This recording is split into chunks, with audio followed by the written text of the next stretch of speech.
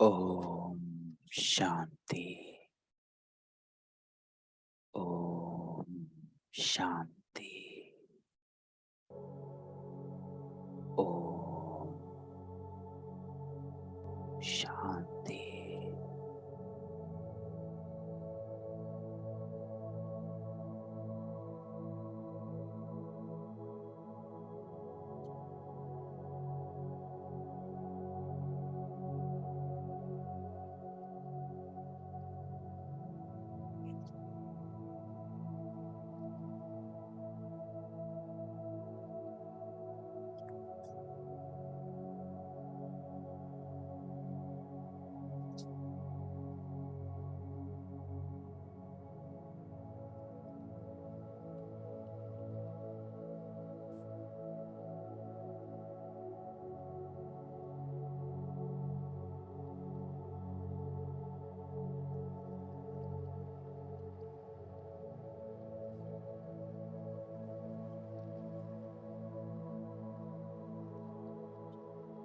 मन बुद्धि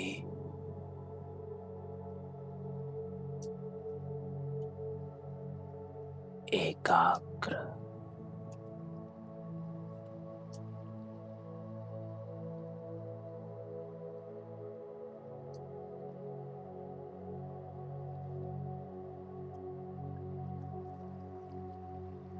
हर हद के संकल्पों से,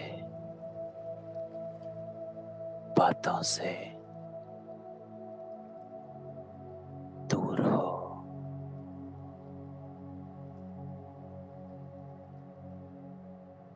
बेहद में जाना है।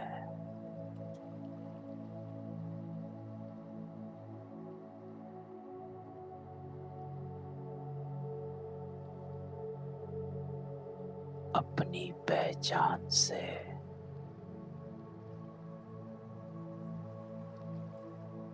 अपनी स्थिति को बनाना है।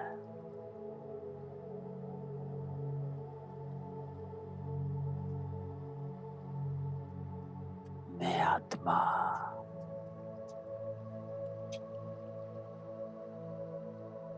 सत्य हूँ, दिव्य हूँ।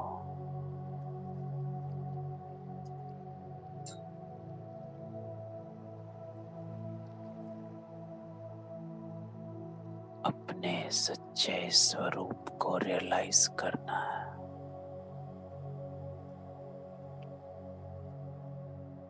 अपनी पवित्रता को रियलाइज करना है।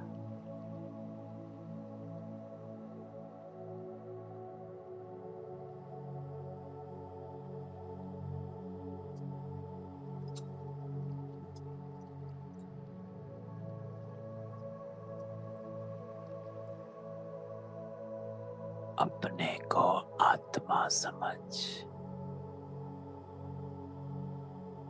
पूरे सृष्टि चक्र में चारों युगों में सभी वर्णों में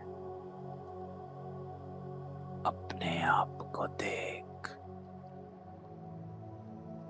मैं सतो प्रधान आत्मा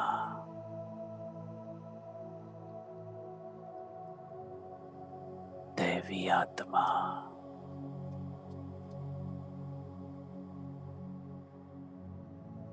बाबा की पहली रचना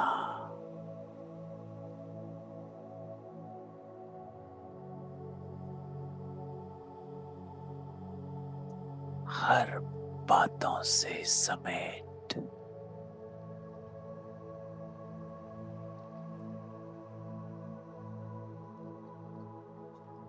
इस गहराई से अपने आप को देख। मैं कौन?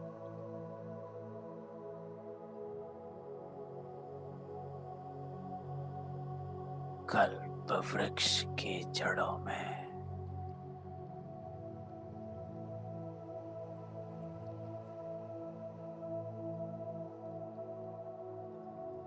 बीज रूप बाबा के साथ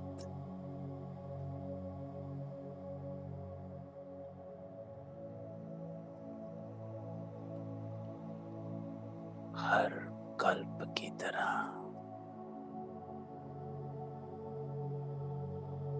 फिर से सतयुग स्थापन कर रही।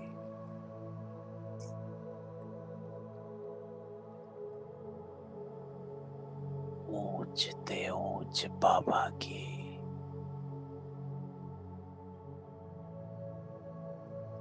ऊंचते ऊंच रचना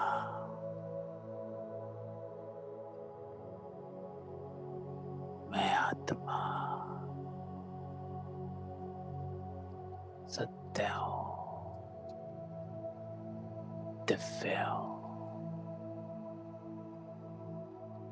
ईश्वरीय संतान।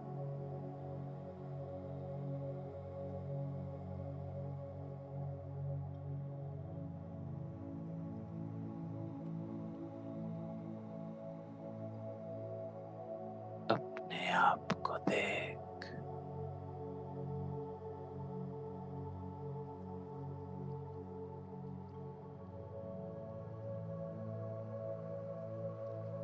आज बाबा सामने बिठा मुझ आत्मा की सदगति कर रहे।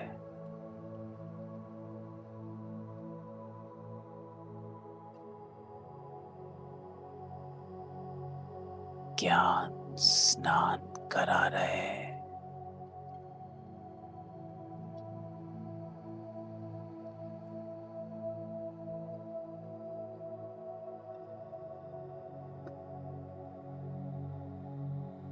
तो चलें अपने आप को बाबा के सामने अनुभव कर।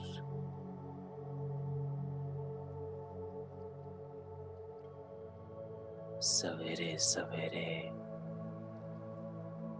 हमारा बाबा हम सब बच्चों को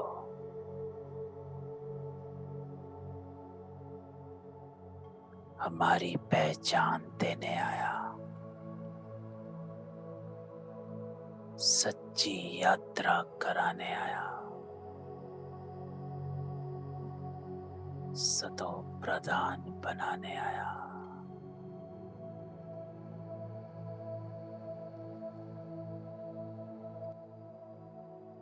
ओम शांति।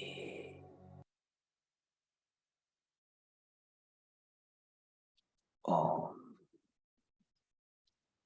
शांति। 23 अक्टूबर 2022। मीठे बच्चे, मीठे बच्चे, मेरा बाबा सबसे पहले हमें मीठा बनाता। बाबा कहता मैं तेरे कान भी मीठे करने आया। तो बाबा कहता मीठे बच्चे, बाप द्वारा तुम्हें राइट पथ मिला है, सच्चा रास्ता।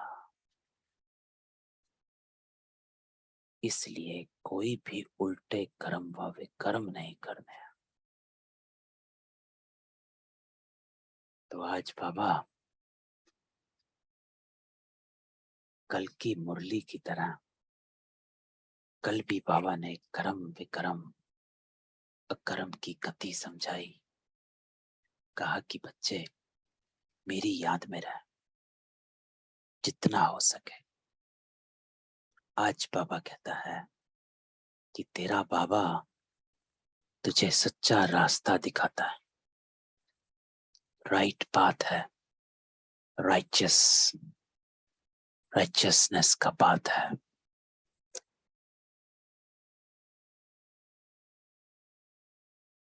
सच्चा रास्ता है। इसलिए बाबा कहता कोई भी उल्टे कर्म व विकर्म नहीं करने। तो अगर तू सच्चे रास्ते पर चला है, सही रास्ता मिला है, तो इस रास्ते पर कर्म भी श्रेष्ठ होता है। तो दोनों बातें बाबा बताता है कि ये रास्ता सिर्फ एक बाबा ही दिखाता है। तुझे क्या करना है, क्या नहीं करना है, इस बात की नॉलेज बाबा देता है। और जब ये नॉलेज हम आत्माओं को मिलती है, तो जब हम उस पर चलते हैं, तो बाबा कहता है कोई भी उल्टे कर्म या विकर्म नहीं करते। प्रश्न, इस समय मनुष्य जो भी संकल्प करते हैं वह विकल्प ही बनता है। क्यों? क्योंकि बुद्धि में राइट और रॉन्ग की समझ नहीं है। जो बाबा ने ऊपर कहा कि तुझे सच्चा रास्ता दिखाता हूं, राइचियसनेस का पाथ है, राइट पाथ है। लेकिन मनुष्य आत्माओं में बाबा कहते हैं राइट और रॉन्ग की समझ नहीं है, ज्ञान नहीं है। राइट पाथ सिर्फ श्रीमत का पाथ है। आम साधारण मनुष्य की भाषा में, की डेफिनेशन में राइट पाथ अलग होता है और आपकी डेफिनेशन में राइट पाथ अलग है। आपकी डेफिनेशन में राइट पाथ श्रीमत का पाथ है। तो एग्जाम्पल सोचें, अगर कि कोई आत्मा कुछ बोलती है तो साधारण मनुष्य की भाषा में राइट पाथ होता है कि उसको अपने आप को सिद्ध कर देना, अपने आप को क्लियर करना, कि तुरंत मुझे बता देना है कि क्या है तो उत्तर दे देना। बाबा की डेफिनेशन में राइट पाथ है कि आर्ग्यूमेंट नहीं करना है, सच को सिद्ध नहीं करना है, सत्यता की सभ्यता, जो बाबा ने संडे को कहा।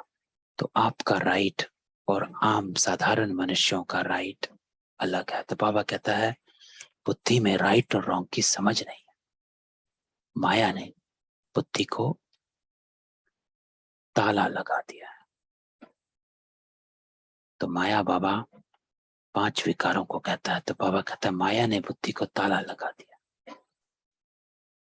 क्योंकि जो साधारण आत्मा है वो जस्टिफाई करती है कि नहीं, जो मैंने किया ठीक किया, क्योंकि अगर कोई ऐसे कहता है, बोलता है, करता है तो मुझे भी ऐसे करना है, नहीं तो वो मेरा फायदा उठाता। तो बाबा कहता है माया ने बुद्धि को ताला लगा दिया है। बाप जब तक ना आए, सत्य पहचान ना दे, तब तक हर संकल्प विकल्प ही होता है। ये बात समझने की। तो बाबा कहते जब तक तुझे पहचान नहीं, सत्य की पहचान, अपनी पहचान कि तू कौन है, तब तक हर संकल्प विकल्प ही होता है।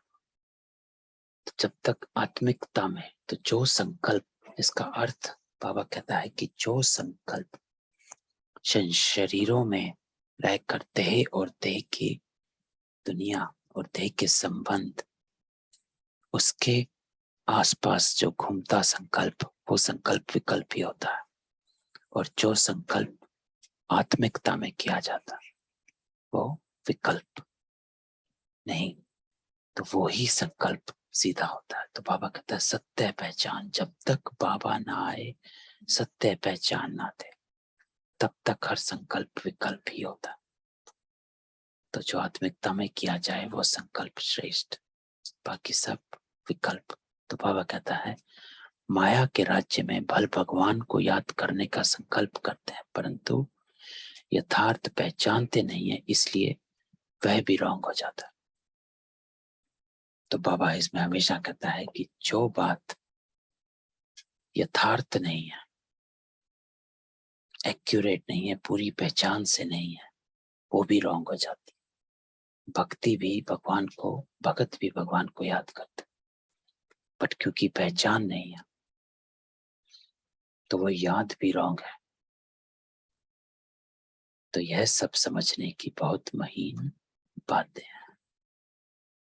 तो आज बाबा बताता है कि साधारण आत्माओं में और आप ब्राह्मण आत्माओं में कहाँ अंतर पड़ जाता है। समझ का अंतर पड़ जाता है। आप हर चीज को सत्य की पहचान से देखते हैं, ज्ञान के तीसरे नेत्र से देखते हैं, ज्ञान के आईने में देखते हैं। तो जब हर परिस्थिति को, हर व्यक्ति को ज्ञान के आईने में देखते हैं तब आपके संकल्प भी राइचियस होते हैं। तो आज का गीत बजा है ओम नमः शिवाय। तो चले बाबा के साथ बैठ बाबा का रिकॉर्ड सुनते हैं और अपने आप को बाबा के सम्मुख देखते हैं।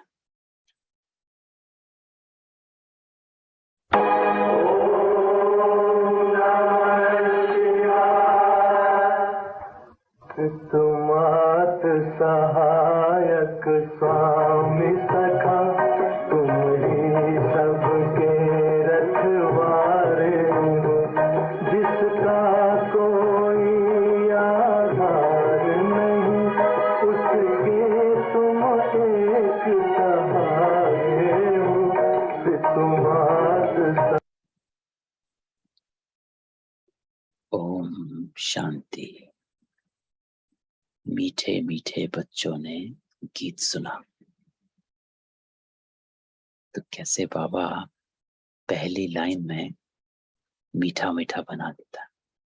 तो बाबा एक भगवान, एक ईश्वर आता है और पहली लाइन बोलता है मीठे मीठे बच्चों ने गीत सुना। गीत का अर्थ यथार्थ बुद्धि में आया। तो जब गीत सुनते हैं तो अभी संकल्प मुझे आया कि गीत के रस में आनंद आता है और फिर संकल्प मुझे आया कि ये भक्ति का संस्कार जो है इमर्ज हो जाता है। तो मैं भी अभी जब गीत सुना तो ये भक्ति का संस्कार मुझ में इमर्ज हो गया कि गीत के रस में मजा आता है। पितमात सहायक बंधु सखा, तुम ही जग के रखवाले हो। तो हम गीत के रस में मैं निकल गया। लेकिन बाबा क्या कहता है, और तुरंत फिर बाबा कहता है गीत का अर्थ यथार्थ बुद्धि में आया। गीत के रस में चला गया या गीत के अर्थ में चला गया, यहां अंतर पड़ जाता है भक्ति और ज्ञान में। बाबा कहता है गीत के रस में नहीं जाना है, गीत के अर्थ में निकल जा। तो जब हम बाबा के गीत सुनते हैं सारा दिन, कई बार गीत चलाकर कुछ काम कर रहे होते हैं या यूं ही कि चलो कुछ नहीं तो बाबा का गीत सुना जाए, तो बाबा कहता है उस गीत के रस में नहीं जा, गीत के अर्थ में जाना है। तो बाबा कहता है गीत का अर्थ यथार्थ बुद्धि में आया वह जो गाते हैं उनका अर्थ नहीं जानते, है ना। तो हम जो सुनते हैं, अगर हम उसका अर्थ से नहीं सुनते हैं तो हम भी भक्त ठहरे। तो ये चेक करना है। और ये संकल्प मुझे अभी आया जब मैं ये गीत सुन रहा था कि ये भक्ति का संस्कार जो इमर्ज हो जाता है, नहीं, ज्ञानी तो आत्मा है, भक्त तो आत्मा नहीं। तो हमें गीत के अर्थ में जाना है। तो बाबा कहते हैं वो जो गाते हैं वो उनका अर्थ नहीं जानते, लेकिन तुम प्रैक्टिकल अर्थ भी जानते हो और पुरुषार्थ भी कर रहे हो। पितमात सहायक बंधु सखा, अर्थात तुम पुरुषार्थ भी कर रहे हो, अर्थात तुम बाबा को मानते हो कि वो मेरे माता पिता है, बंधु और सखा है, सर्व संबंध एक बाबा के साथ। तो बाबा कहता तुम प्रैक्टिकल अर्थ भी जानते हो और पुरुषार्थ भी कर रहे हो।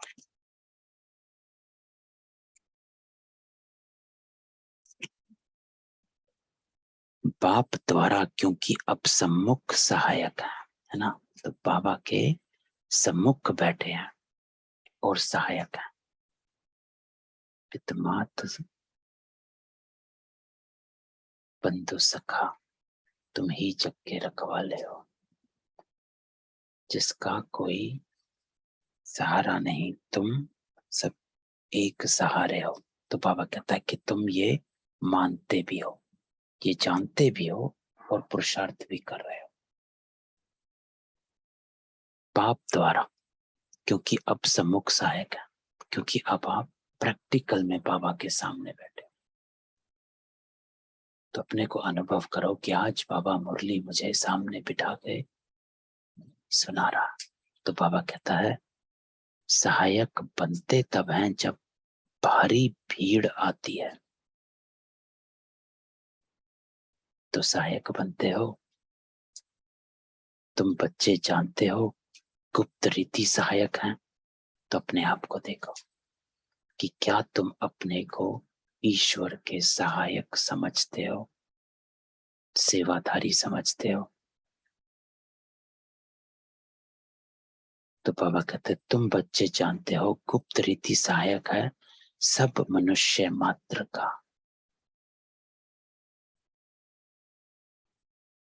बल्कि जो भी इस पुरानी दुनिया में है, अनेक प्रकार की योनियां भी है ना, अनेक प्रकार के जानवर है।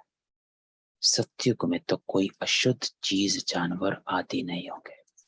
तो यहाँ बाबा कहता है सहायक क्या बनता है, अशुद्धता को शुद्ध में परिवर्तन करने के सहायक। तो बाबा कहता है सत्युग में कोई भी अशुद्ध चीज जानवर नहीं, यहाँ पर सब है। अनेक प्रकार के जानवर, अनेक प्रकार की योनियां है। यह ड्रामा बना हुआ है। साहूकार के पास मकान, फर्नीचर आदि जरूर ऊंचे होंगे, गरीब के पास क्या होगा, यह तुम समझते हो ना। अभी भी पुरानी दुनिया रावण राज्य है। तो जीव जंतु नाग बलाए सब नुकसान करने वाले हैं। तो बाबा कहता है ये दुनिया है दुख धाम, रौरव नरक। बाबा कहता है तो रव का अर्थ होता है आवाज और रो होता है रोना। तो ये वो नरक है जहां रोने की ही आवाज आती है, दुख धाम ही है। तो बाबा कहता है जीव जंतु नाग बलाए सब नुकसान करने वाले दुख धाम है।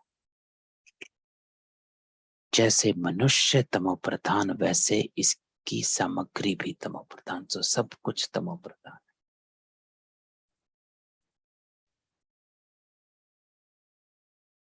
तो बाबा ये जब हमें ज्ञान देता है कि सब कुछ तमो प्रधान है, तो इस ज्ञान को यूज करना, अर्थात जब भी कोई परिस्थिति आती है तो अपने आप से बात करना कि बाबा तो कहता ही है कि दुनिया दुखधाम है, सब एक दूसरे को कांटे ही लगाते रहते हैं, सब एक दूसरे को दुख पहुंचाते हैं।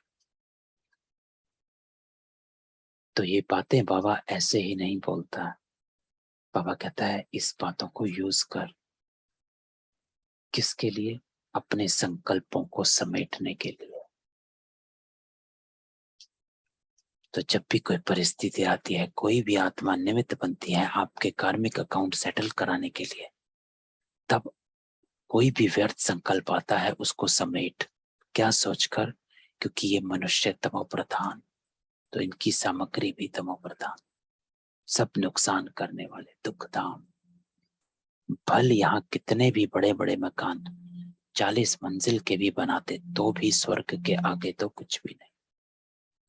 ये सब बनते हैं विनाश के लिए। तुम बच्चे जानते हो बाबा आया हुआ है। तो बाबा कहता है कौन जानता है कि बाबा आया है?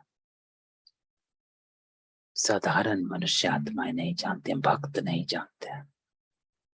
सिर्फ आप, कोटों में कोई में भी कोई आत्माएं हैं, सिर्फ आप ही जानते हो कि बाबा आया हुआ है। पहले नंबर में बाबा आत्मा और परमात्मा का भेद समझाता है। तो पहला पाठ बाबा यही बताता है।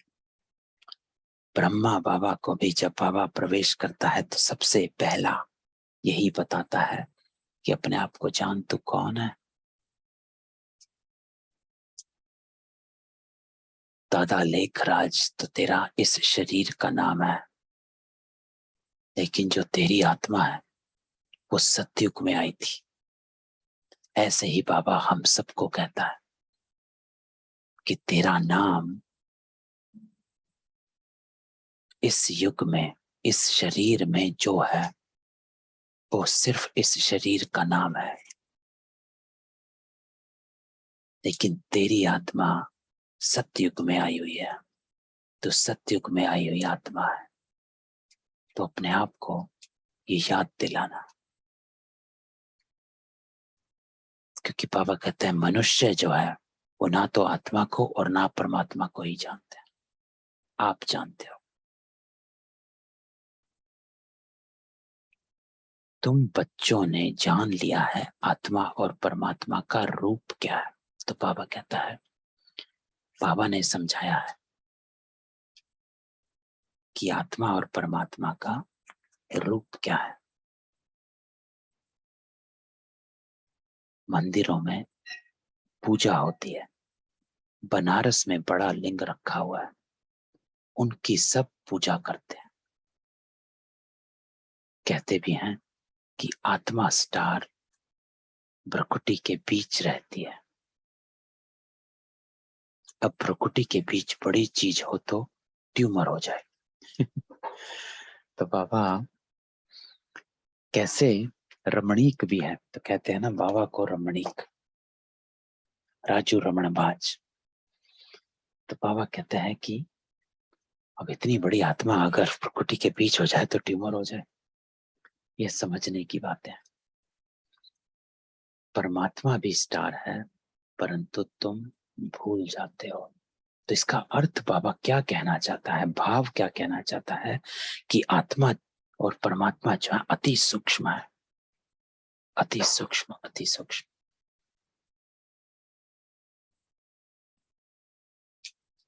स्थूल नेत्रों से आप ना आत्मा को देख सकते हो ना परमात्मा को, उसके लिए दिव्य चक्षु चाहिए, दिव्य नेत्र, जिसकी चाबी बाबा के पास है। तो ऐसे ही देखने का प्रयास भी ना करें। कई बार योग में बैठकर भी इसी उसमें निकल जाते हैं। कई आत्माएं क्वेश्चन भी पूछती हैं, बैठे हैं और देखने का प्रयास करते हैं, लेकिन ये समझना है कि किसी चीज, आत्मा और परमात्मा को देखने के लिए ये नेत्र तो चाहिए ही नहीं। जब साक्षात्कार होता है तो बाबा एकदम रस्सी खींच लेता है, आप यहाँ होते हुए भी नहीं होंगे। और यूं ही दिखाई देगा। कोशिश करने की जरूरत भी नहीं पड़ेगी, आंखें छोटी करने की जरूरत नहीं पड़ेगी।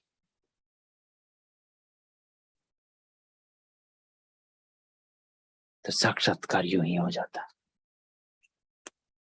तो इसलिए बाबा कहता है इस बात को समझ कि आत्मा और परमात्मा अति सूक्ष्म है। तो जब शिव बाबा को याद करते हो तो बुद्धि में यह आना चाहिए कि बाबा स्टार है, उनमें सारा ज्ञान है। तो बाबा आज बताता है कि याद कैसे करना, बुद्धि में यह आना चाहिए, स्थूल में नहीं। बाबा हमेशा कहता है कि yog is not visualization, it is a realization. Visualization करते हो तो यथार्थ योग नहीं है, टाइम वेस्ट है।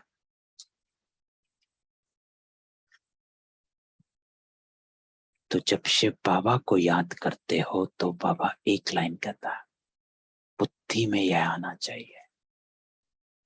ये बुद्धि की यात्रा है, मन की यात्रा नहीं है, बुद्धि की यात्रा है। बुद्धि अर्थात समझ,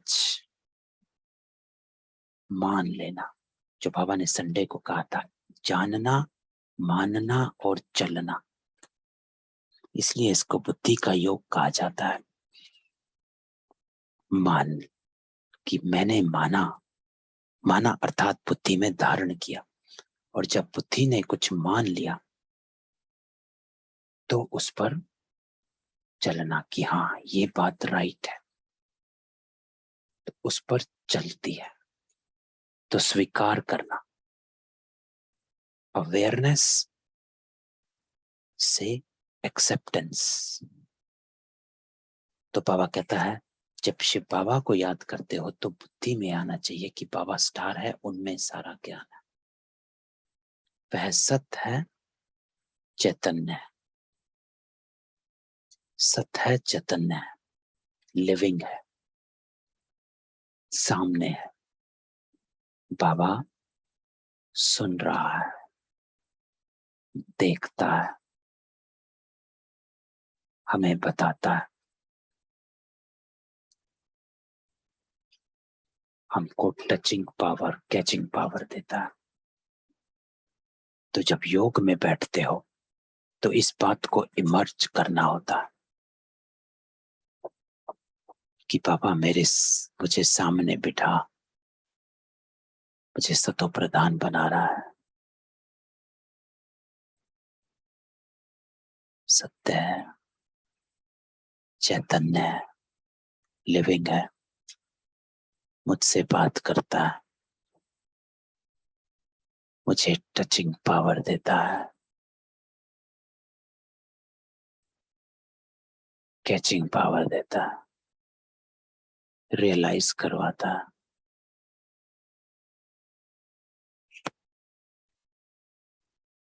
उनमें ही बुद्धि भी है।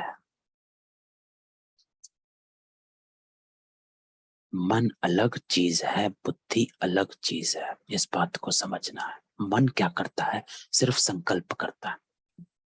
हमने कई बार डिस्कस किया है कि योग में संकल्प किया मैं आत्मा हूं, ये सिर्फ संकल्प है मन का।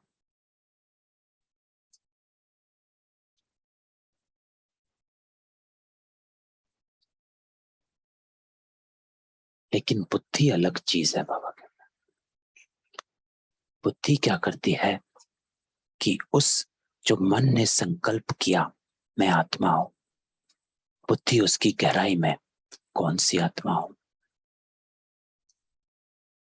आत्मा क्या चीज है। तो बुद्धि जो है उसकी गहराई में चल जाए और रियलाइज करे। रियलाइजेशन बुद्धि से होता है, मन से नहीं।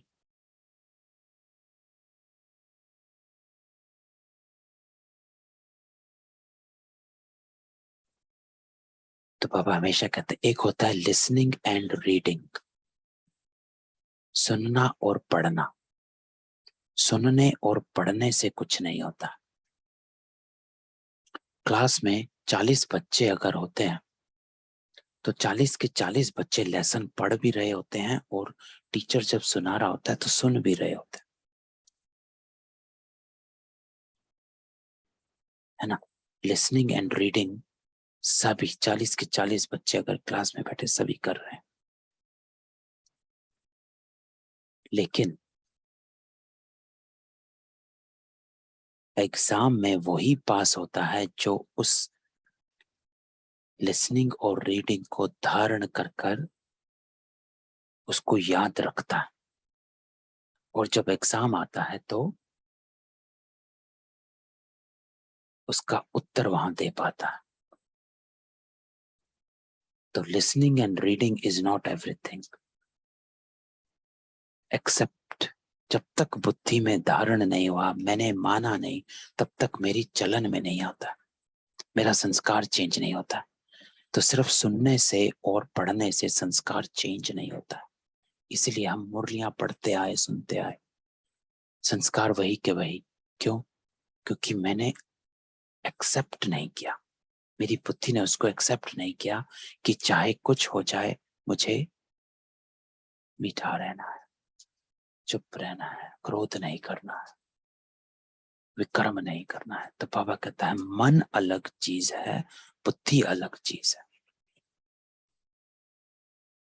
मन को तूफान आते हैं, संकल्प आते हैं, तूफान अर्थात संकल्प आते रहते हैं, ये करो वो करो, मन भटकाता है। तो एक एग्जाम्पल जब हमेशा देते हैं कि कोई जब पहली बार सिगरेट को देखता है, एक क्वेश्चन आता है मन में, सिगरेट पीऊं, और मन दूसरा क्वेश्चन करता है नहीं पीना है। मन दोनों प्रश्न करता है। कोई भी चीज आप सामने देखते हैं तो आपका मन दोनों प्रश्न करता है। आज भी आप स्थूल में कुछ बाहर गए हैं, कुछ खाने की चीज देखते हैं, मन तुरंत दो क्वेश्चन करता है, खाऊं ना खाऊं। अब निर्णय करने वाला इसमें बुद्धि है। अगर बुद्धि में धारणा पक्की नहीं है तो हमारा निर्णय कच्चा और हम खा लेंगे। अगर बुद्धि में धारणा पक्की है, ज्ञान बैठा हुआ है, तो ज्ञान कहता है नहीं, श्रीमत कहती है तुझे ये नहीं खाना है। और बुद्धि ने अगर उसको एक्सेप्ट किया हुआ है तो तुरंत निर्णय नहीं खाना। इसलिए बाबा कहते हैं मन को तो तूफान आते हैं लेकिन बुद्धि निर्णय करती है। तो इसलिए बाबा कहता है कि बुद्धि में सारा ज्ञान है। ये योग बुद्धि का योग है। धारणा बुद्धि से होती है, मन से नहीं, संकल्पों से नहीं। दृढ़ निश्चय,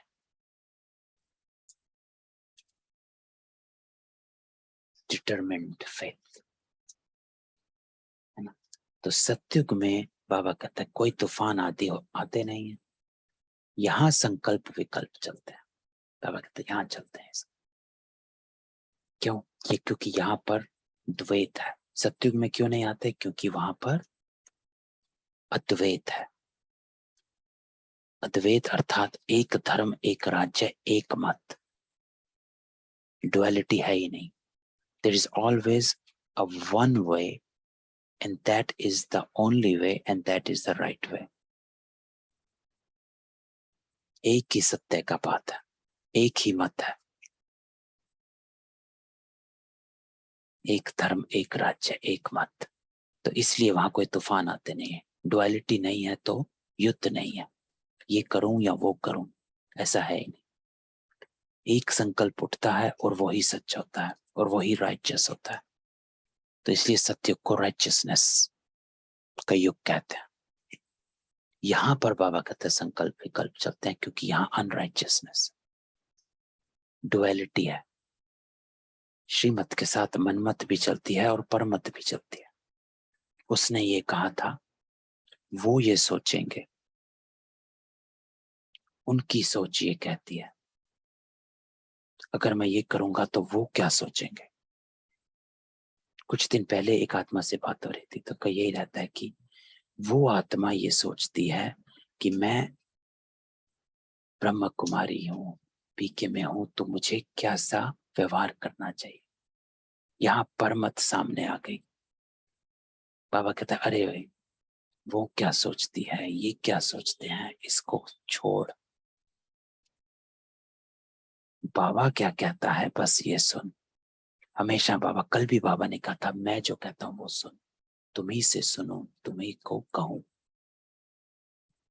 तुम्ही संग बैठो, तुम्ही संग प्रीत लगाऊं। तो बाबा कहता संकल्प विकल्प यहाँ ही चलते हैं। इस समय जो भी मनुष्य संकल्प उठाते हैं वह विकल्प बनता है। क्यों? क्योंकि डुअलिटी है, शरीरों में घुसे हुए हैं, मन मत पर मत में चले हुए हैं, तो सब संकल्प विकल्प ही बनता है। इन बातों को अच्छी रीति समझना है ना, समझना है। बाबा हमेशा कहता है समझ, ज्ञान को समझ ले। समझना अर्थात बुद्धि में धारण कर लेना, मान लेना, अवेयर होना, एक्सेप्ट कर लेना, वह हो गई सहज बात। सुख धाम शांति धाम को याद करो, है ना। तो बाबा कहता छोड़ सब कुछ, क्या करना, अपने सुख धाम और शांति धाम को याद कर। सुख धाम को याद कर अर्थात अपने दैवी गुणों को इमर्ज कर। शांति धाम को याद कर अर्थात अपने निज गुणों को इमर्ज कर। सुख शांति प्रेम आनंद जो आत्मा के गुण हैं उनको इमर्ज कर, और सुख धाम को याद कर दैवी गुणों को इमर्ज कर। धैर्यता, मधुरता, सहनशीलता,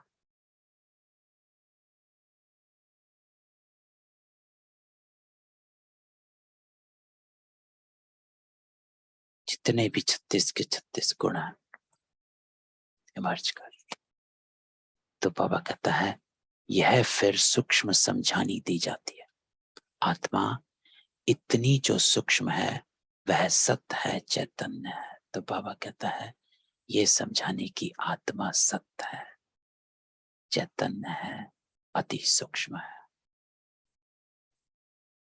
तो ये बात को रियलाइज करना है कि आत्मा लिविंग है। ये आत्मा ही है जो मेरे को सतयुग से यहाँ तक चलती आई है।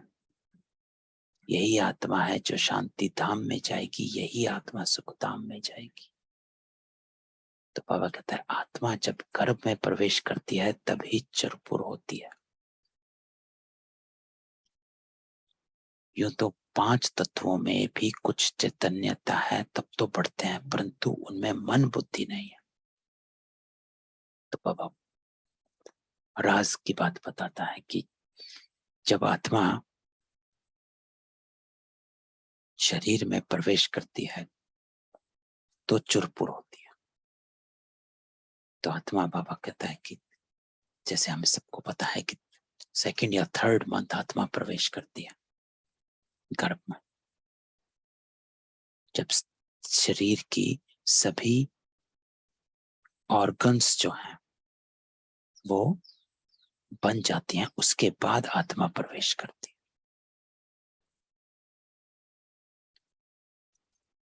तो बाबा कहता है यूं तो 5 तत्वों में भी कुछ चैतन्यता है, तब तो बढ़ते हैं, परंतु उनमें मन बुद्धि नहीं है ना। तो मन बुद्धि नहीं है अर्थात संस्कार नहीं है, समझ नहीं है।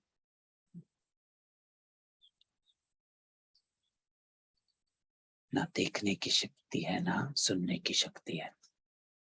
सिर्फ स्थूल नेत्र है लेकिन देखती आत्मा है, कान है लेकिन सुनती आत्मा है, मुख है लेकिन बोलती आत्मा है,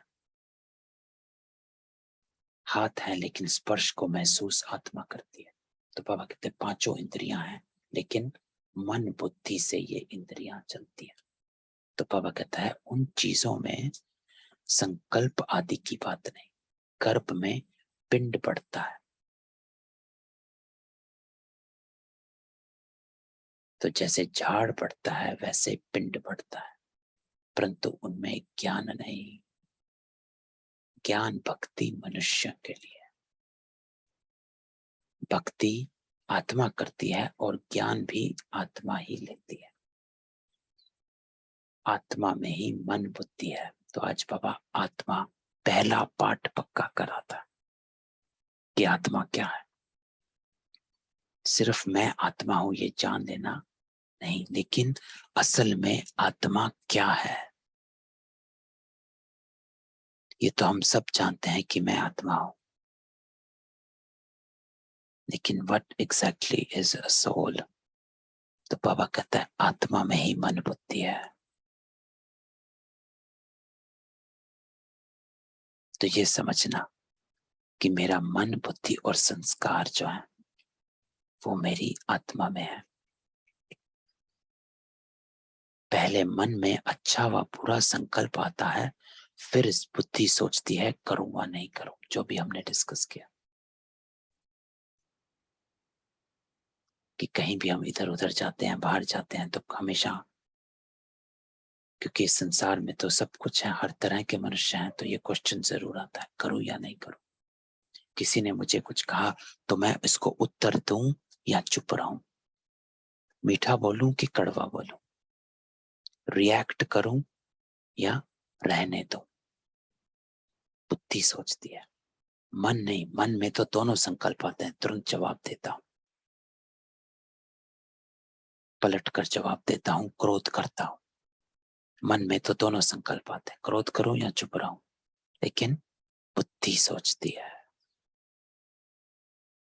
तो जब तक हम अपनी बुद्धि को स्वच्छ नहीं बनाएंगे, क्लीन और क्लियर नहीं रखेंगे, तो जो कल बाबा ने कहा था कि जब तक हम बुद्धि का योग बाबा के साथ कनेक्टेड नहीं रखेंगे, विकर्म होते जाएंगे। तो जितना हम अपनी बुद्धि में बाबा की याद, इसको कहा जाता है यथार्थ याद, कि बाबा को याद करना अर्थात अपने संस्कारों को इमर्ज रखना। क्योंकि अगर हमारे संस्कार इमर्ज रहेंगे तो बुद्धि सत्य ही सोचेगी, राइचस ही सोचेगी, राइट पाथ पर ही जाएगी। जो बाबा ने कहा तो विकर्म नहीं होगा।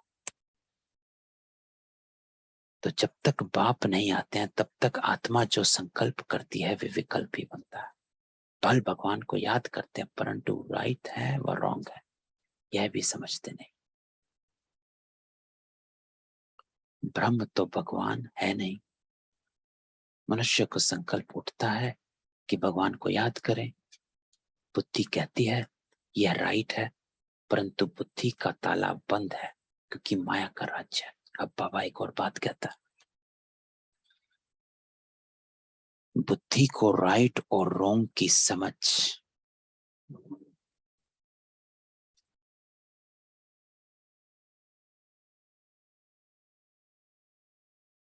बुद्धि कहती है यह राइट है, लेकिन बुद्धि का ताला बंद है क्योंकि माया का राज्य है, अर्थात विकर्म हावी हुए हैं। हमारे पुराने संस्कार इमर्ज रहते हैं।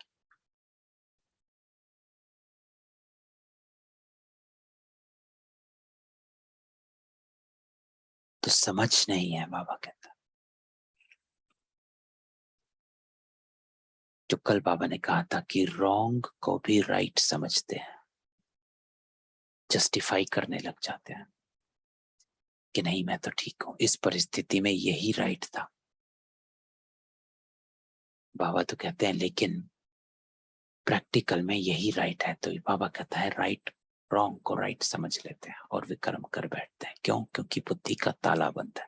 क्यों? क्योंकि माया का राज्य है, विकर्मों में घिरे पड़े हैं, विकारों में घिरे पड़े हैं। तो बाबा कहते हैं भक्ति जो करते हैं वह रॉन्ग करते हैं, कृष्ण की भक्ति करते हैं पहचान कुछ भी नहीं, जो कुछ करते हैं अनराइचियस। तो बाबा कहते हैं सब अनराइचियस है। राइचियस सिर्फ एक ही बात है, और राइचियस बाबा कहता है पहचान से, समझ से। हर बात को, किसी चीज की भी ब्लाइंड फेथ नहीं, हर बात को समझना है। बाबा कहता कुछ भी ऐसे नहीं मानना है, क्योंकि जब कुछ भी ऐसे ही मान लेते हो तो उसको भक्ति का संस्कार भी बाबा कहता। और उससे क्या होता है, बुद्धि में धारणा नहीं होती है। एक्सेप्ट नहीं करती है, और क्योंकि बुद्धि एक्सेप्ट नहीं करती है तो हमारे को वो निर्णय ठीक नहीं देती है, इसीलिए हमारा संस्कार चेंज नहीं होता। तो इसलिए हर बात को बाबा कहता, हर श्रीमत को समझना है कि इसके करने से मेरा फायदा क्या है और इसको ना करने से मेरा नुकसान क्या है। ये धारण अगर हम अपने बुद्धि में कर लेते हैं तो बाबा की श्रीमत पर चलना आसान हो जाता है।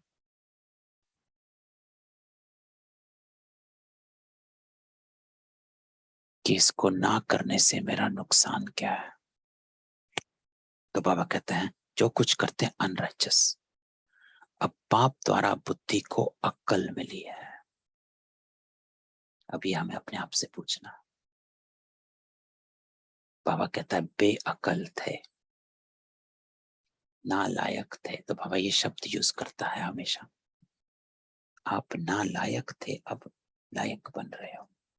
बेअकल थे, अब अकल वाले बन रहे हो। और अकल वाला बाबा कहता है श्रीमत पर चलने वाले को। आम साधारण मनुष्य अकल वाला किसी और को कहते हैं, है ना। वो बुद्धिवान किसी और को कहते हैं। उनका राइट अलग है, आपका राइट अलग है। तो बाबा कहता है अब पाप द्वारा बुद्धि को अकल मिली। जो कल बाबा ने कहा था जो कुछ अब तक पढ़ा है उसको भूल जा। तो गीता में भी बाबा ने, श्री कृष्ण ने अर्जुन को क्या कहा था। अर्जुन कहता है कि मैं कैसे इनको मारूं, ये तो मेरे ही भाई बंधु हैं, मेरा ही परिवार है। अर्जुन आर्ग्यूमेंट करता है श्री कृष्ण के साथ कि मैं इनको कैसे मारूं। How can you justify me killing my own family.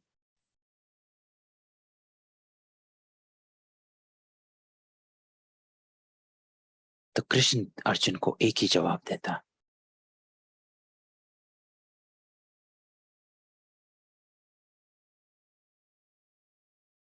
Krishna Arjun को कहता है कि,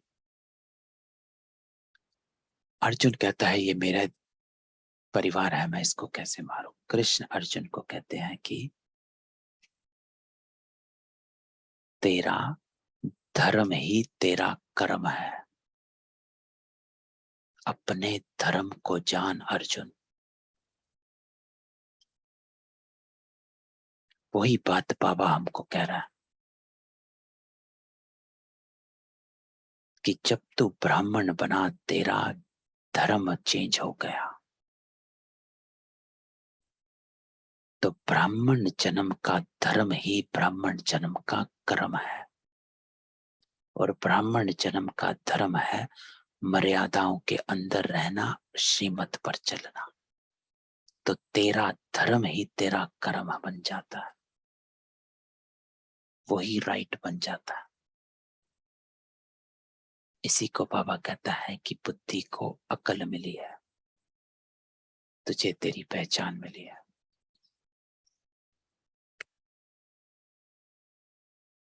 तो बाबा कहते हैं रॉन्ग काम करने लिए मना है, कर्मेंद्रियों से विक्रम करना मना है ना।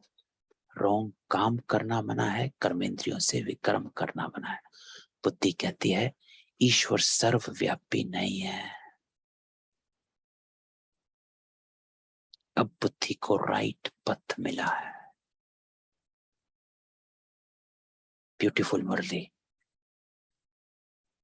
तो बाबा कहता है अब बुद्धि को राइट पथ मिला है, रॉन्ग काम करने के लिए मना है। आज की धारणा है, बाबा कहता है कर्मेंद्रियों से विक्रम करना मना है। बाबा सर्वव्यापी नहीं है। अब बुद्धि को राइट पथ मिला है, क्या करना है क्या नहीं करना है इसकी समझ मिली है।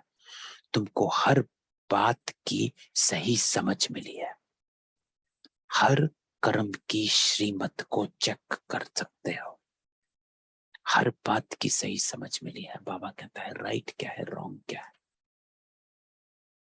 आगे जो कुछ करते थे वह रॉन्ग ही करते थे, भक्ति भी अनराइचियस करते थे। तो बाबा कहता है सब कुछ रॉन्ग था। तो जो कुछ पढ़ा है, सुना है, समझा है, सीखा है, सब बाबा कहता है भूल जा। ये संसार तुझसे विक्रम ही कराएगा, ये परमत तुझसे विक्रम ही कराएगी, मनमत तुझसे विक्रम ही कराएगी। सब कुछ रॉन्ग। राइट क्या है मैं तुझे समझाता हूं।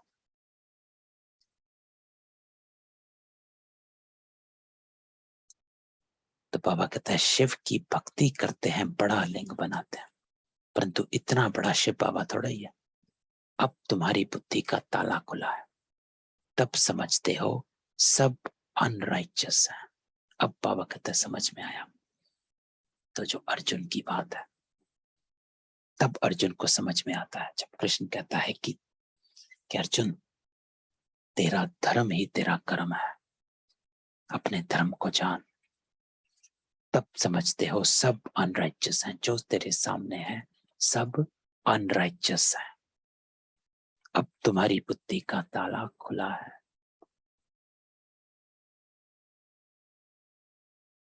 है ही झूठी दुनिया। ये बात को पक्का कर लेना। मैं इसको बहुत यूज करता हूँ, दो बातों को, कि दुनिया दुख धाम है। जब भी कुछ होता है तो बाबा ने तो कहा ही था ये दुख धाम है, तो काहे को परेशान होना। बाबा ने तो कहा ही है कि सब आत्मा एक दूसरे को कांटा ही लगाती रहती है, तो क्यों अपने संकल्पों को वेस्ट करना। ये है ही झूठी दुनिया, बाबा कहता। तो क्यों अपने को इस झूठी दुनिया के झूठी बातों में उलझाना। इसको मैं बहुत यूज करता हूं जब भी मुझे अपने आप को डिटैच करना होता, कोई भी बात के असर से, प्रभाव से अपने को मुक्त करना होता, कि है ही झूठी दुनिया, छोड़ो। सतयुग है सच्ची दुनिया, उसकी स्थापना किसने की। ट्रुथ एक बाप को ही कहा जाता है। वह जो सुनाते हैं सब सत्य, सच बोलते हैं, सचखंड स्थापन करते हैं। सत बाप, सत शिक्षक, सत गुरु, आत्मा सत, परमात्मा सत। यह डिटेल की बड़ी महीन बातें हैं, कोई भी यह समझ ना सके, बहुत महीनता में जाना पड़ता है ना। तो देखो आज की मुरली गहराई की मुरली है और ब्यूटीफुल मुरली। तो बाबा कहता है महीनता में जाना पड़ता है, तो हम ज्ञान की गहराई में निकल जाते हैं। बाबा कहते हैं धारणा नहीं होती है तो बाप और वर्षे को याद करो। आज बाबा एक और युक्ति बताता है, अगर धारणा नहीं होती है, कोई संस्कार आपका चेंज नहीं हो रहा है, दिक्कत आ रही है, शक्तिहीन हो रहे हो, तो बाबा कहता है बस एक काम कर, बाप और वर्षे को याद कर, शक्ति भी मिल जाएगी और मोटिवेशन भी मिल जाएगा कि क्यों करना चाहिए मुझे ये काम, क्यों मुझे मेरे दैवी संस्कार, ईश्वरीय संस्कार इमर्ज करके उन संस्कारों को कर्मों में लाना चाहिए। क्योंकि अपने आप को याद कर, सतो प्रधान आत्मा है। तो बाबा कहता है बाप और वर्षे को याद कर, जो वर्षा तूने कल्प पहले लिया था अब फिर ले रहे हो। दूसरी बात बाबा कहता है दुख धाम को भूल जाओ, जो भी हमने बात कही कि छोड़ो दुनिया को, छोड़ो इस दुनिया की झूठी बातों को। धारणा करनी है तो दुख धाम को भूलो, बाप और वर्षे को याद करो। बाबा की आज की युक्ति। मनुष्य नया मकान बनाते हैं तो बुद्धि योग पुराने मकान से निकल नए में लग जाता है। समझते हैं कि पुराना तो खत्म हो ही जाएगा, यह फिर है बेहद की बात। देह सहित जो कुछ है सब छोड़ना है। क्यों? क्योंकि बाबा कहता है पुराना खत्म होने वाला है।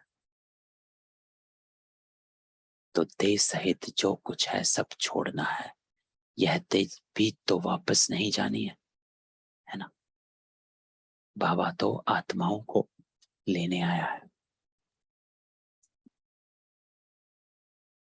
तो आत्माओं को लेने आया है तो शरीरों को तो यहीं छोड़ के जाएगा। तो बाबा कहते हैं मैं तो इस शरीर को यहीं छोड़,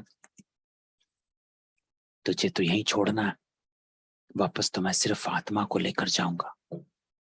तो ये जेब वापस जानी नहीं है, तो क्यों दे और दे के संबंधों में अपने आप को उलझाए हुए है। आत्मा को ही बाप के पास वापस जाना है, शरीर नहीं जाना, सब यहीं रह जाना है। तो बाप कहते हैं मुझे याद करो, मैं जो हूं जैसा हूं, मैं जो हूं जैसा हूं। तो इस बात को हमने बहुत बार संडे की मुरली में भी बाबा ने कहा था, मैं जो हूं जैसा हूं ऐसा मुझे याद कर, पहला निश्चय। तो जो हूं, नाम रूप देश काल कर्तव्य, ये 5 बातों से बाबा की पहचान मिलती। और जैसा हूं अर्थात बाबा के गुण, क्योंकि हमें वैसा बनना है। जो तो बाबा है, हम जो नहीं बन सकते, ईश्वर नहीं बन सकते, लेकिन हम जैसे बनते हैं बाप समान बनते हैं। तो जैसा हूं बहुत इंपॉर्टेंट है कि कैसा है भगवान, कैसा है बाबा। ये क्वेश्चन पूछो अपने आप से, क्या मैं जानता हूं? बाबा कहता है मैं जो हूं जैसा हूं। क्या हम जानते हैं बाबा कैसा है? तो आज मंथन करो कि बाबा कैसा है, उसको लिखो और फिर अपने आप को देखो कि मैं ऐसा हूं। अपने कर्म को करते हो तो देखो कि मैं ऐसा हूं, तो बाबा कैसा है इसको समझो। मैं जो हूं जैसा हूं। तो तुम्हारी आत्मा में भी बाबा कहता है कैसे पार्ट भरा हुआ है, 84 जन्मों का पार्ट कितनी छोटी सी आत्मा में भरा हुआ है। 84 लाख जन्मों का पार्ट तो इम्पॉसिबल हो जाए। अभी तुम्हारी बुद्धि का तालाब बाप ने खोला है तो समझते हो यह सब रॉन्ग है। इतनी छोटी सी आत्मा में 84 जन्मों का पार्ट है। बाप राइट बात बताते हैं। बाप बच्चों से ही बात करते हैं। रूहानी बाबा हम रूहों से ही बात करता, रूहों को ही देखता है। तो अपने आप को बाबा के सम्मुख देख। अभी अभी इस संकल्प को इमर्ज करके मेरा बाबा हमें सामने बिठा आज मुझे ये ज्ञान सुना रहा है। बाप बच्चों से ही बात करते हैं, तो बाबा मुझसे 1-on-1 बात करता है। नॉलेजफुल है ना। कहते हैं यह ICS पढ़ा हुआ है, आत्मा ही पढ़ती है इन ऑर्गन्स द्वारा। पल बहुत धनवान बड़ा आदमी बनते हैं फिर भी रोगी बीमार तो होते हैं ना। ऐसे नहीं कि बड़े आदमियों की आयु भी बड़ी होती है। बड़े आदमी जितना पाप करते हैं उतना गरीब नहीं करते हैं। इस दुनिया में तो पाप ही पाप होते हैं। यह है ही पाप आत्माओं की दुनिया। तो आज बाबा तीसरी बात भी बताता, झूठी दुनिया, पाप आत्माओं की दुनिया, दुख धाम की दुनिया। तो बाबा कहते यह ही पाप आत्माओं की दुनिया। भाई तुम इस दुनिया में पुण्य क्यों एक्सपेक्ट करते हो? यह ही झूठी दुनिया। भाई तुम इस दुनिया से सच्चाई क्यों एक्सपेक्ट करते हो? यह ही रॉन्ग दुनिया। तो इस दुनिया से आप राइट क्यों एक्सपेक्ट करते हो? तो बाबा कहते हैं हर बात में पाप ही करते हैं। ब्राह्मण खिलाते हैं, यह भी पतित को खिलाते हैं। पतित को खिलाने से कोई पुण्य थोड़ा ही होगा। अभी तुम रियलिटी में पावन बनते हो। तो रियलिटी ही रॉयल्टी है। तो बाबा कहता है अभी तुम रियलिटी में पावन बनते हो। सन्यासी पल पावन बनते हैं, परंतु वह कोई पावन दुनिया में तो जाने वाले नहीं है। फिर भी पुनर्जन्म तो पतित दुनिया में ही लेंगे। तुम थोड़ा ही पतित दुनिया में जन्म लेंगे। तो यहाँ बाबा सन्यासियों को अलग कर देता कि वो पावन बनते हैं, लेकिन क्योंकि वो बाबा द्वारा पावन नहीं बनते हैं तो इसलिए वो इसी दुनिया में पुनर्जन्म ही लेते रहते हैं। लेकिन आप क्योंकि बाबा द्वारा पावन बनते हो तो आपका मार्ग अलग हो जाता है। तो बाबा कहते हैं वह समझते हैं कि दुनिया की आयु अजुन बहुत बड़ी है, जब तक विनाश हो तब तक पुनर्जन्म तो लेना ही पड़े ना, छूट नहीं सकते। लेकिन तुम्हारा यह अंतिम जन्म है। तुम जानते हो कि हम पवित्र दुनिया में जाने वाले हैं। बाप बैठ समझाते हैं, बच्चे तुम पवित्र प्रवृत्ति मार्ग में थे तो देवता थे, फिर इतने पुनर्जन्म लेते आए हो तो बाबा हमको हमारी पहचान देता। बाबा कहता है कि तुम पवित्र दुनिया में आए थे, अब पुनर्जन्म लेते लेते आज जो हो ये बन गए हो। तो अपने आप को देख, अब फिर से बाबा आ गया है और तू फिर से बाबा के पास आया है, फिर से अपना वर्षा लेने। फिर बाबा कहता है कि तुम अपने पुनर्जन्म को नहीं जानते हो। ये बहुत इंपॉर्टेंट बात है कि बाबा हमेशा कहता है कि तुम अपने जन्मों को नहीं जानते हो, मैं जानता हूं। बाबा त्रिकालदर्शीपन हम सब आत्माओं के आदि मध्य अंत को देखता है और उस हिसाब से हम सबको टचिंग मिलती है और हमारे संस्कार चेंज होते हैं। तो बाबा कहते हैं यह कोई एक को थोड़ा ही पढ़ाया जाता है, अनेक पढ़ते हैं। बाप ब्राह्मण बच्चों से ही बात करते हैं, शूद्र इन बातों को समझेंगे नहीं। तो बाबा कहता है जब आप ब्राह्मण बने हो, जो भी ब्राह्मण बना है बाबा उन्हीं से बात करते हैं, शूद्रों से है।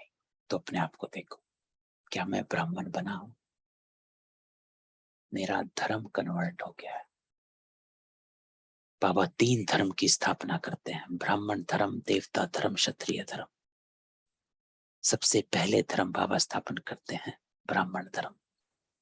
तो बाबा कहता है मैं ब्राह्मण बच्चों से ही बात करता हूं। पहले 7 रोज समझाकर ब्राह्मण बनाओ। तो ब्राह्मण कैसे बनना है? ज्ञान देकर। 7 रोज भट्टी में बैठो, पहले ब्राह्मण बनाओ।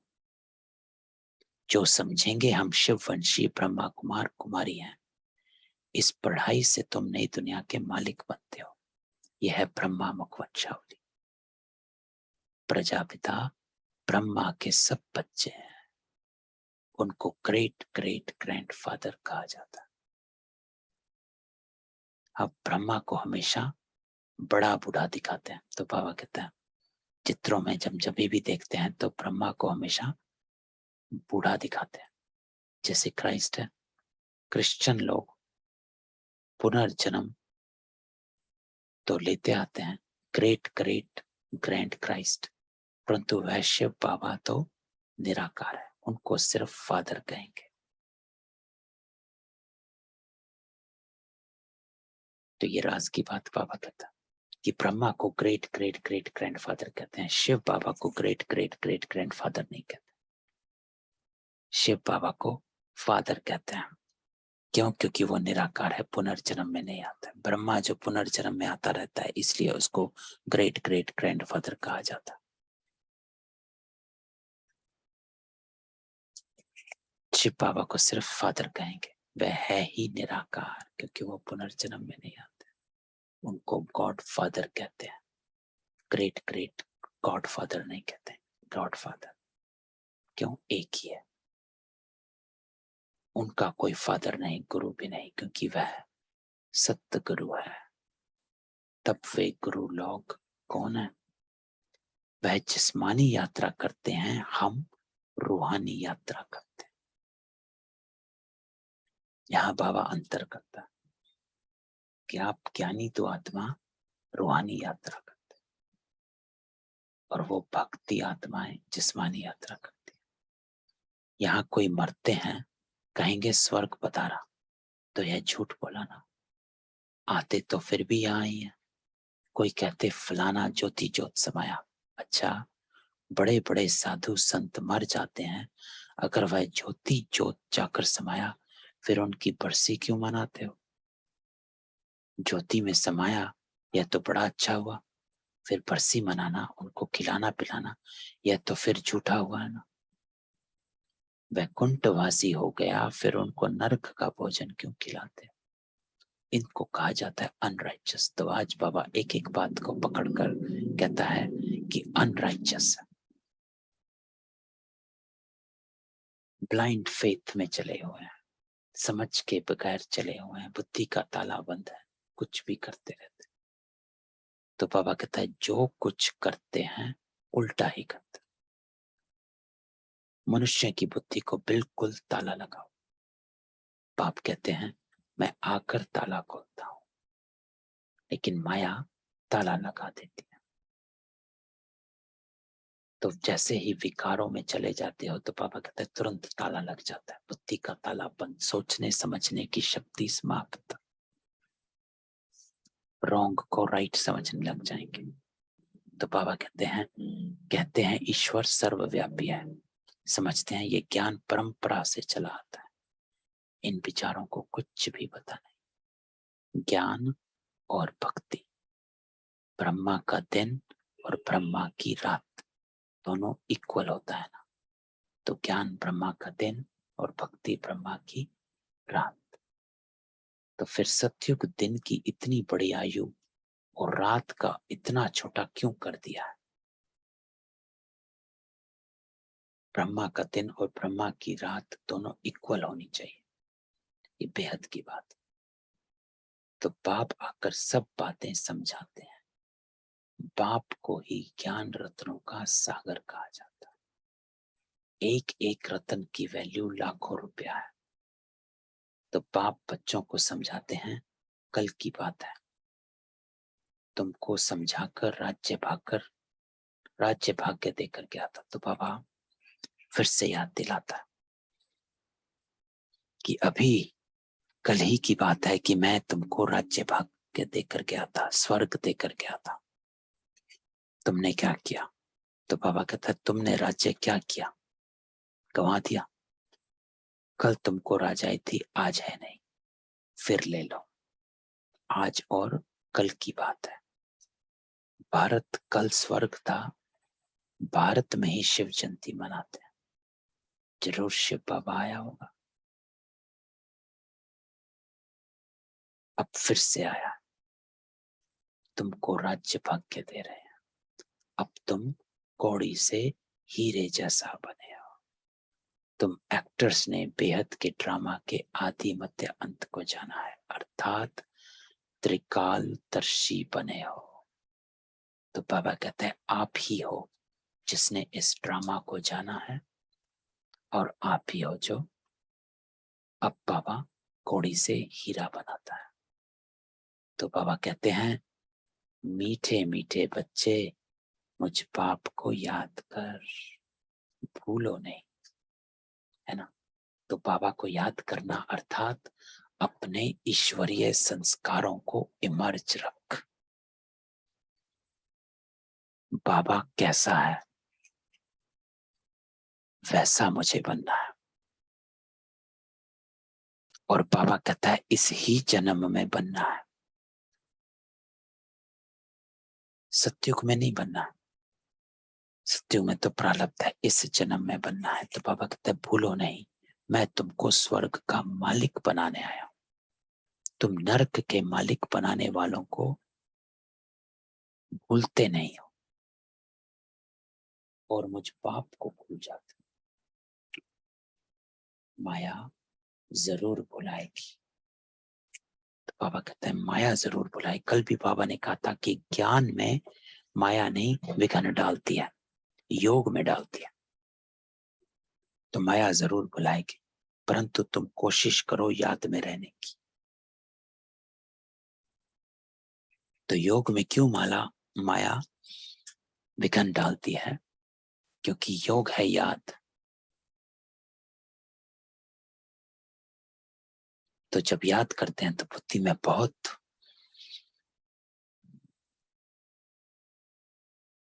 इधर उधर की बातें इमर्ज रहती हैं।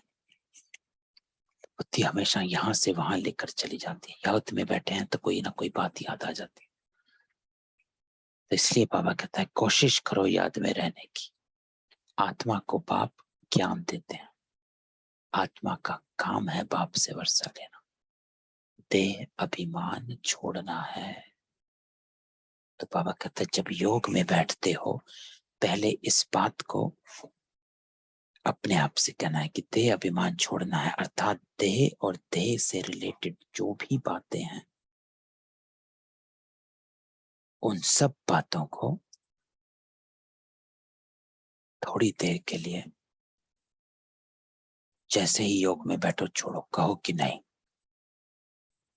मैं आत्मा हूं और मैं परमात्मा के साथ जुड़ रहा हूं, बाबा को याद कर रहा हूं। इसमें देह का और देह के संबंधों का और संबंधियों का कोई काम नहीं है। कोई बात याद आ जाती है, कोई काम याद आ जाता है, तुरंत अपने आप से बात करके उस काम को साइड करो। योग में बैठकर अगर आता है कि अरे उसको फोन करना है, ये काम करवाना है, तो तुरंत अपने से कहो नहीं, अभी देह की कोई बात नहीं, अभी देह से संबंधित कोई बात नहीं, बाद में। बुद्धि से मन को एकाग्र करो, मन को समझाओ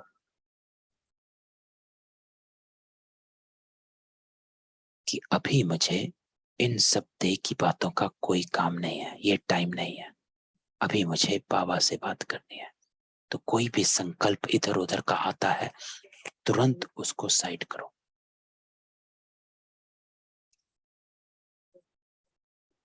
इसको बाबा कहते हैं देह अभिमान छोड़ना। बाबा को याद में बैठो।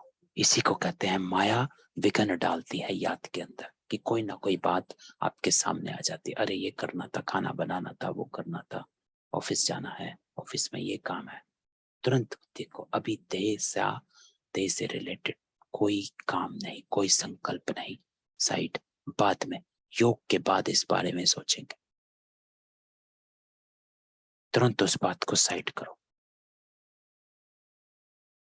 कि योग के बाद सोचेंगे क्या करना, अभी नहीं। और अपने आप को बाबा के साथ कनेक्ट करो। तो बाबा कहता है तुम बच्चों को पुरुषार्थ कराने वाला एक बाप है। ये पाठशाला है, इसमें दर्शन करने की बात नहीं रहती। प्रिंसिपल का दर्शन करना होता है क्या? यह तो समझने की बात है। ये राजयोग की पाठशाला है, आकर समझो। पहले पहले समझानी देनी है एक बाप की, तब तक आगे बढ़ना ही नहीं है। बाप की समझानी दे फिर लिखवा लेना चाहिए। निश्चय बैठ जाए कि शिव बाबा से बेहद का वर्षा मिलता है, तो ऐसे बाप से मिलने बगैर रह नहीं सके। त्रिमूर्ति शिव कहा जाता है। ब्रह्मा विष्णु शंकर को रचने वाला शिव। प्रजापिता जरूर ब्रह्मा को ही कहेंगे, विष्णु व शंकर को नहीं कहेंगे। प्रजापिता ब्रह्मा द्वारा विष्णुपुरी की स्थापना होती है ना। प्रजापिता ब्रह्मा को ही कहेंगे, क्यों? क्योंकि ब्रह्मा द्वारा स्थापना, विष्णु द्वारा पालना, शंकर द्वारा विनाश, तो स्थापना ब्रह्मा से, इसलिए उसको प्रजापिता कहा जाता है।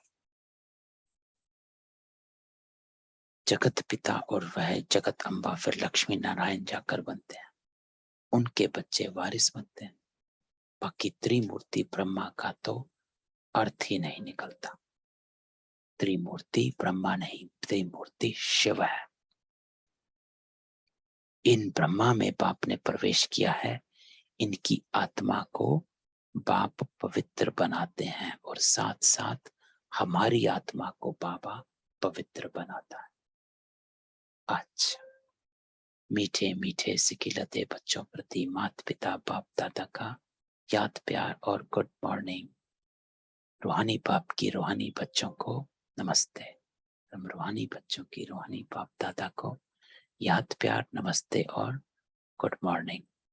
तो धारणा, बाप ने बुद्धि का ताला खोला है, इसलिए कर्मेंद्रियों से कोई भी रॉन्ग कर्म नहीं करना है।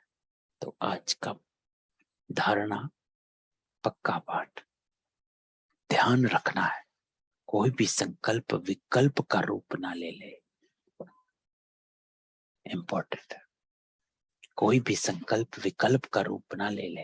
अर्थात संकल्प करते करते आत्मा से कहीं शरीर में ना आ जाओ, देह में ना उलझ जाओ, संबंधों में ना उलझ जाओ, लेबल्स में ना उलझ जाओ। तो कोई भी संकल्प विकल्प का रूप ना ले ले। दूसरा, बाबा कहते हैं वापस घर चलना है, इसलिए इस देह को भी भूलना है। दुख धाम से बुद्धि योग निकाल, बाप और वर्षे को याद कर।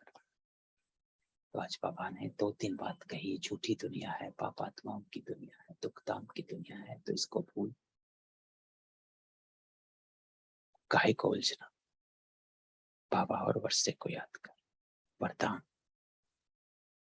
व्यर्थ की अपवित्रता को समाप्त कर, संपूर्ण स्वच्छ बनने वाले होली हंस भवा।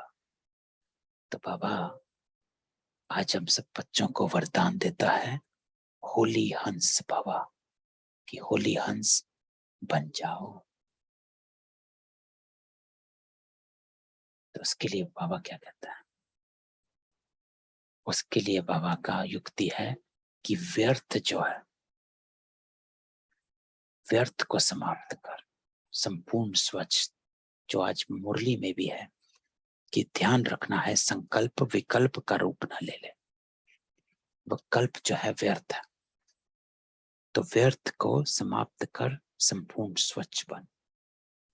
तो स्वच्छ बनना है, होली हंस स्वच्छता की निशानी। तो बाबा कहता है होली हंस की विशेषता है सदा ज्ञान रतन चुगना और निर्णय शक्ति द्वारा दूध पानी को अलग करना, अर्थात व्यर्थ और समर्थ का निर्णय करना।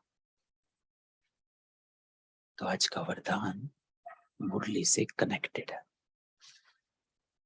होली हंस, व्यर्थ और समर्थ में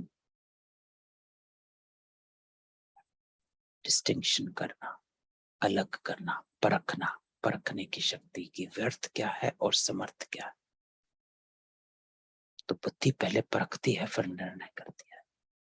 तो परखने की शक्ति, निर्णय शक्ति। तो बाबा कहते हैं होली हंस अर्थात सदा स्वच्छ, और स्वच्छता अर्थात पवित्रता, कभी भी मैलेपन का असर ना हो, व्यर्थ की अपवित्रता भी नहीं। अगर व्यर्थ भी है तो संपूर्ण स्वच्छ नहीं कहेंगे। तो इंपॉर्टेंट बात जो बाबा अगली लाइन कहता है कि हर समय बुद्धि में ज्ञान रतन चलते रहे, ज्ञान का मनन चलता रहे, तो व्यर्थ नहीं चलेगा, है ना। तो बाबा क्या कहता है, हंस क्या करता है, हंस पानी में रहता है, पानी में तैरता है। तो एक मुरली में बाबा ने थोड़े दिन पहले ही कहा था कि जैसे हंस पानी में तैरता है वैसे ही आप भी ज्ञान सागर में तैरते रहो। अपने को होली हंस समझते हो,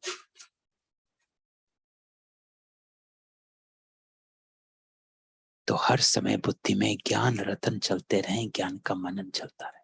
इसको कहा जाता है रतन चुगना। स्लोगन, नाव और किवैया मजबूत हो तो तूफान भी तोहफा बन जाते। तो नाव और किवैया, नाव कौन है, हम, ये हमारी आत्मा जो है बाबा, इसको नाव कहता है, जिसको बाबा इस पार से उस पार लेकर जा रहा है, और केवैया है बाबा, डायरेक्शन बताने वाला। तो दोनों मजबूत चाहिए। बाबा तो है, आप भी मजबूत, तूफान भी तोहफा बन जाए। तो ओम शांति। ये थी आज की बाबा की मुरली, तो ब्यूटीफुल मुरली। बहुत सारी बातें बाबा बताता है। सबसे इम्पोर्टेंट बात आज बाबा कहता है, राइट क्या है, रॉन्ग क्या है, इसकी समझ। अपने हर कर्म की श्रीमत को चेक कर, कोई भी संकल्प विकल्प ना बन जाए, इसकी अटेंशन रख। इस दुख धाम इस दुनिया को बुद्धि से त्याग दे। याद में रहना बुद्धि, बुद्धि का योग किसे कहा जाता है, आज बाबा ने बताया कि योग कैसे करना है, कैसे अपने आप को डिटैच कर देना है। झूठी दुनिया है, पाप आत्माओं की दुनिया है।